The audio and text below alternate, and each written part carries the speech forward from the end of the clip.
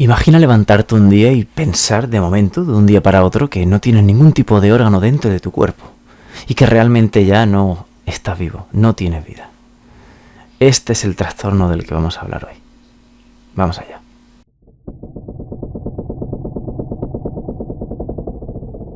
Descrito por primera vez en 1880 por el neurólogo francés Jules Cotard, también llamado, le puso el nombre de delirio de negación. El trastorno consiste básicamente en que el paciente cree que está muerto, que ya no vive, e incluso que ciertas partes de su cuerpo ya no le pertenecen. Pero la cosa es que la convicción es tan extrema que normalmente les conduce a la propia muerte, el llegar a pensar así. En el primer caso, de los dos que vamos a contar hoy, tenemos a una mujer que se le llamó Madame X en Francia, no se quiso registrar su nombre o no trascendió su nombre,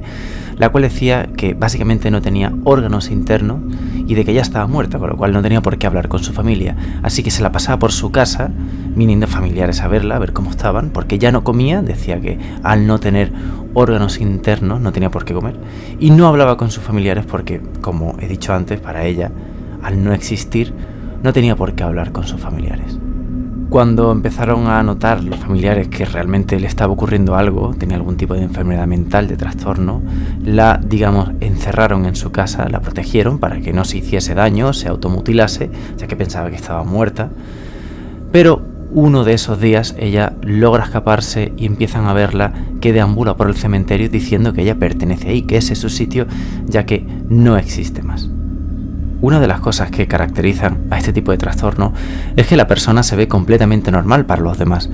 Esta señora era una mujer completamente sana, no tenía ningún tipo de desnutrición, más cuando empieza a pensar que no tiene por qué comer, y no tiene absolutamente ningún problema, pero para ella no debería de existir porque sus órganos internos no existen, así que deja de comer y poco a poco va entrando en un proceso de desnutrición que le lleva a la muerte. El síndrome de Cotard es extremadamente raro, se da muy pocas veces y los neurólogos, aunque todavía no se ponen muy de acuerdo de dónde proviene este tipo de trastorno, de enfermedad, todos coinciden en que tiene que ser o tiene que ver con la depresión severa, porque incluye esta distorsión de la realidad, lo cual a veces viene precedida por algún tipo de sentimiento profundo de tristeza que poco a poco va aflorando y lleva a este tipo de situaciones. Pero no solo tenemos el caso de esta mujer, también tenemos el caso de un hombre británico, Graham se llamaba, el cual, después de haber intentado quitarse la vida,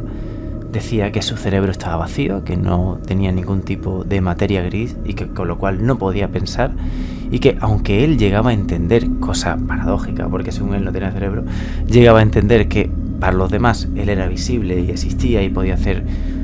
cualquier tipo de cosa como otra persona normal y corriente, para él estaba muerto, así que se dedicaba a darse paseos por el cementerio esperando su trágico final. Lo curioso de todo esto es que el tratamiento de este trastorno o enfermedad, el síndrome de Cotard, es muy difícil de llevar a cabo por los especialistas, ya que recordemos que la persona se niega a tomar nada o a medicarse o a tener algún tipo de prescripción médica porque para ellos ya están muertos, con lo cual no tiene sentido, no tiene ningún tipo de sentido para ellos, en su mente, tratar de arreglar ese problema que dicen los demás que ellos tienen. Para ellos simplemente es esperar a que llegue su momento porque ya están muertos. Para muchos, el síndrome de Cotard es prácticamente una metáfora de lo frágil que es el cerebro humano. Aunque las personas piensen que están bien y que aparentemente no tienen ningún tipo de problema, y esto es otra casuística de este síndrome, y es que suele afectar a personas que están perfectamente bien, perfectamente sanas, no tienen ningún tipo de enfermedad ni nada por el estilo, caen en algún tipo de depresión severa o pasan por algún momento muy perturbador o inquietante o duro en sus vidas y empiezan a desarrollar este sentimiento de que ya no están vivos y de que no tienen nada por dentro, así que simplemente esperan su muerte. ¿Qué opinas tú? Como siempre os ilustro un poquito para que veáis de qué estoy hablando. Yo me piro. Chao.